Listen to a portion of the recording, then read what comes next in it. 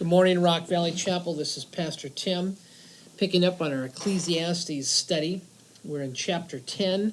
Today we're going to look at verses 8 through 20.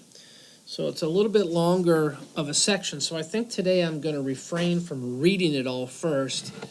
And instead I'll read through each section and make some comments on it.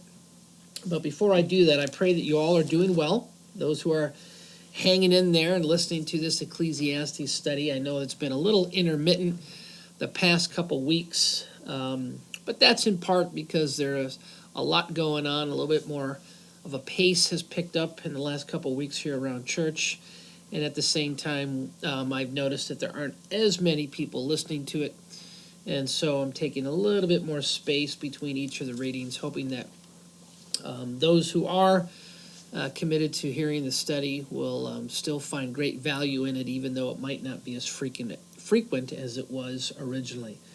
But let's be reminded that Ecclesiastes is a part of wisdom literature. It's associated with that great biblical figure of wisdom, Solomon, who we know was a very imperfect man. And yet, like all imperfect people, he still has important things for us to say. We could say that about pastors, of course, who are very imperfect, but they have important things for us to say. We can say that about politicians. Excuse me. There may be people of a political stripe that are completely opposite of what you are, or think totally differently than you think, and yet there are times where they too will have wise things for us to listen to and learn about. And so I pray we won't get caught up with being too critical of the voices that are out there, whether it's in the Bible or from the pulpit or on TV when we hear politicians. And I pray that we would just listen very keenly and with a discerning spirit to hear wisdom and truth that is beneficial to our lives and ultimately will help us become more conformed to the image of Christ, more willing to tell others about Christ, and to listen more intently to what the Lord has for us so that he ultimately would be glorified. And so let's embrace Ecclesiastes, even though it has come from an imperfect man. It has come from the perfect Holy Spirit through Solomon, and so we have much that we can glean from this. Well, I see this section here broken up into a handful of parts, and I think the first section, which is verses 8 through 11, really looks at a couple of principles on the importance of work and how to go about it wisely. Let me read verses 8 through 11. He who digs a pit will fall into it, and a serpent will bite him who breaks through a wall. He who quarries stones is hurt by them, and he who splits logs is endangered by them. If the iron is blunt and one does not sharpen the edge, he must use more strength. But wisdom helps one to succeed. If the serpent bites before it is charmed, there is no advantage to the charmer. So I think we have a couple of things here with respect to work. The first thing in verses 8 and 9 is that there's danger when we do work, whatever it is that you feel God has called you to do. So if you are somebody who, like me, is a pastor, and you are talking a lot like I am right now, especially in this context of YouTube and the internet, there's a danger that your words will be misunderstood, or you might make a mistake, and they may come back to haunt you, somewhat like digging a pit and then forgetting where it's at and falling into it. There are dangers in the trades. You know, we have people in our church that are pipe fitters and working with high-powered tools, and they can be hurt by them. There are people who are electricians that can get zapped and do get zapped on a regular basis. We have people that work in factories where there's heavy equipment running around, and even with all those safety lanes that are out there, it's real easy to get hurt if you're not paying attention. So there are dangers out there in our work, and we have to be willing to recognize that there are dangers rather than seek to shrink away from doing work out of fear. we still have to do work, but we have to recognize that we might fall into our own pit that we dig. Something might happen when we tear down an old wall. There might be a snake that jumps out at us, or stones can be chipped away and hurt us, and so forth. And so we have to work, but we have to work carefully and recognize that we could get hurt, but work we must do. Verses 10 through 11, I think, say something along the lines of be wise. There's a lot of people that will say it's better to work wisely than to work hard. It's probably better to do both of them, don't you think? But I mean, there is a certain amount of wisdom that comes into working well. And so this is the idea. If the axe has a blunt edge, you're going to have to work a whole lot harder, so take some time to sharpen it. That way, when you work hard, you will also be working wisely. And the same thing can be said in verse 11 about the charmer. Think in advance what you're going to do. Count the cost, as Jesus would say, with respect to our following him. And when we work, we need to work wisely. We need to lay out our plans in advance and think things through. And I've found myself over the years when I try to jump into a project without first thinking it through, I find myself wasting a whole lot of time. Before you know it, I'm making 2 or 3 trips to Menards to pick up tools or other matters that I need to kind of help me fulfill the project. And had I taken a half an hour or so to think it through, maybe it would have been just 1 trip to Menards. Or sometimes even working on something and not thinking through, you might get hurt, referring to verses 8 and 9 earlier. So we need to work wisely, but we do need to work, and we need to take our time and plan accordingly. I think the next block of material, verses 12 through 15, really speaks to the counsel and advice that some of our leaders and rulers are exposed to. And the one that we need to watch out for is the fool in particular. Let me read verses 12 through 15. The words of a wise man's mouth win him favor, but the lips of a fool consume him. The beginning of the words of his mouth is foolishness, and the end of his talk is evil madness. A fool multiplies words, though no man knows what it is to be. And who can tell him what will be after him? The toil of a fool wearies him, for he does not know the way to the city. We love it when we have wise rulers, don't we? We love it when we can say about the president and our governor and our city leaders and county leaders that these are wise people, that they're not fools, they're not making mistakes, they're thinking carefully, they're consulting others, they're doing their homework, and then doing the best they can to make the best decision for the sake of the people. We love that.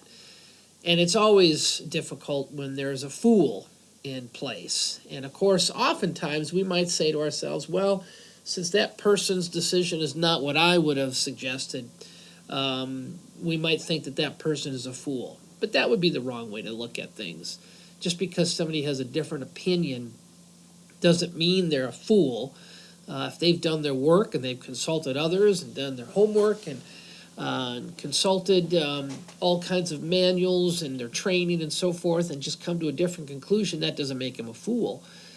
A fool is somebody who doesn't prepare. A fool is somebody who doesn't consult others. A fool is somebody who doesn't seek objective insights and instead sort of surrounds themselves with yes people, naysayers, or people who just feed them what they want so that we can fall into something called groupthink, where we're all thinking the same way. So we've got to think carefully about what our rulers look like and what kind of activities they're involved in when it comes to, never mind that phone, I tried, when it comes to surrounding themselves with advisors, because when a fool comes to the fore, they can have unduly harsh influence on our leaders, and we've got to be careful about that. But if we're aware of that, if we're mindful that there is a fool in the midst, then we can at least pay attention and pivot around that. Fools tend to talk and talk and talk and talk and never say much of anything. And that's really the point of verse 15, which is a little bit of humor for us. The toil of a fool wearies him, for he does not know the way to the city. In other words, a fool goes on and on and on, doesn't say much of anything, And at the end of the day, the person who's looking for advice just wants to know how to get home. And that's what it can come down to. And that can often happen in the church too, quite frankly, when many people are caught up in theological reflections that they're no good to us in the real world. All biblical understanding must have a practical application of how it can help us in our lives to be more conformed to the image of Christ and be more ready to do the work he's called us to do. Otherwise, it's just a lot of words, just a lot of theology. We've got to have something that gets our boots on the ground, as it were, and keeps us forward moving and working in such a way that God is glorified in our lives in a very practical way. So that's the purpose of Scripture, to help us understand God's mind and his heart, but then to show us how to live well for his glory. Verses 16 and 17, I think, also speak to the characteristic of a leader. Woe to you, O land, when your king is a child, and your princes feast in the morning. Happy are you, O land, when your king is the son of the nobility, and your princes feast at the proper time, for strength, and not for drunkenness. So the point here is, when you have a ruler who spends all of his time eating breakfast, which is the time where we all are probably most productive in our day, then you've got somebody who's wasting the best part of the day on food and getting drunk and not paying attention to the work that needs to be done. We want to have rulers that understand what hard work means, and that there are certain times of the day where work matters the most. I remember many years ago working for somebody that was never available at the right time, and it was really difficult because this person was available later in the day, just when you were winding down and getting ready to go home. They'd call you in their office and have a whole bunch of things they'd want you to try to get accomplished by the next morning, and your day was already over. It was really difficult to work in that context because the rhythm ran totally opposite to most people's rhythm. And so here we have in this proverb in the book of Ecclesiastes some insights into not just appropriate leadership, but when that should happen. And so instead of feasting and getting drunk at breakfast, our leaders ought to be working hard at the right time. And it's much more comforting for us to have disciplined leaders who know those kinds of things and recognize that the responsibility they have as leaders is huge, and therefore they're using their time wisely. Verse 18, I think, might be a bit of a standalone verse. Through sloth the roof sinks in, and through indolence the house leaks. Isn't that true? If we're lazy about keeping up on things, about maintenance of basic things like our homes, our cars, our workplaces, the tools that we use in our workplaces, if we're lazy about those things, eventually they will rust, they will cave in, they will fall into disrepair, and then when we need them the most, they won't be ready for us. And so we've got to be mindful and disciplined ourselves to make sure that we're watching out. When we see a leak in the house, we take care of it immediately so it doesn't get worse. We just had a small leak in our dishwasher just yesterday, as a matter of fact, and the first thing we did was shut it down, and are in the process now of disassembling it, trying to find out where the leak is, and perhaps having to go out and get a new dishwasher. Well, that's the way it is. We're not going to keep running it so that it continues to leak and get under the floor and cause worse problems. So we're going to have to choose to wash dishes by hand now for a few weeks, and that's going to be a great experience, in particular for our kids who have never known what it's like to not have a dishwasher. For some of us who are a little older, we remember all too well that we have been the dishwashers in our families when we were younger. I remember well learning the tricks of the trade of washing dishes. And you know, it all starts with scraping off that food and rinsing it off right away when you're done. So when it comes down to washing the dishes themselves, it's a whole lot easier. Well, those are things you pick up when you're forced to work in a disciplined way and an efficient way. And we're going to go into a small season now where we're reminded of those things.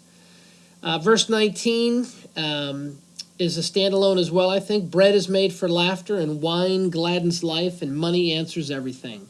There's a time to have bread and wine, and that's at the end of the day's work. That's at the end of a project. There's a time for that to happen. It's not at breakfast. The time is later on, and it's meant to be enjoyed. It's meant for our good. As we've seen throughout the book of Ecclesiastes, there are so many things that God has given us: work, bread, family, companionship. These are designed to be for our good. They're designed to bring joy to our lives. They are not designed to replace God, but they are still designed for our good and our enjoyment, and we should recognize them, but only at the right time and in the right season. Finally, verse 20, even in your thoughts do not curse the king, nor in your bedroom curse the rich. For a bird of the air will carry your voice, or some winged creature tell the matter. Well, we got to be careful what we say, especially about people that have power or influence over us, because even though we might think we're just saying it privately and nobody is going to hear us or ever would share it, we might even have a couple of confidants that we think we can completely trust. They might make an accident. They might accidentally slip up and say something to somebody that we've told them in private, and then all of a sudden word gets out to the wrong person, makes its way up to this person of influence, and then we find ourselves in trouble and at odds with somebody that could have influence and power over us. So it's better to just keep our mouths shut unless we know exactly what we want to say, we're convicted about it, and we can say it in the appropriate manner and do it with appropriateness. There's nothing wrong with confronting someone as long as we don't do it with a confrontational spirit. There's nothing wrong with declaring truth. There's nothing wrong with speaking your mind, so long as you know that there will be consequences for it. But it's a whole lot more mature, it's a whole lot more acceptable if we speak our minds openly rather than just in secret and risk the opportunity for somebody else to bring those unfortunate words to somebody in power and influence over us. So be careful with what we say. Well, all kinds of wisdom there in Ecclesiastes 10, and I pray that one or two of those items might hit home with us with how we can lead better lives, again, in the context of God's creation and ultimately for His glory. As we're about 2 weeks away, Lord willing, from reopening the church and getting back into some degree of normalcy, I pray that your time in the Word continues to be fruitful. I pray that your time in prayer will continue to bear growth in your own life, and that you will take the time to really follow the Lord, trust the Lord, and cling to Him, even as we look forward to a time where we can get back together once again. So stick to the Word of God, stay in it, and look forward to seeing you all fairly soon. God bless you. Bye-bye.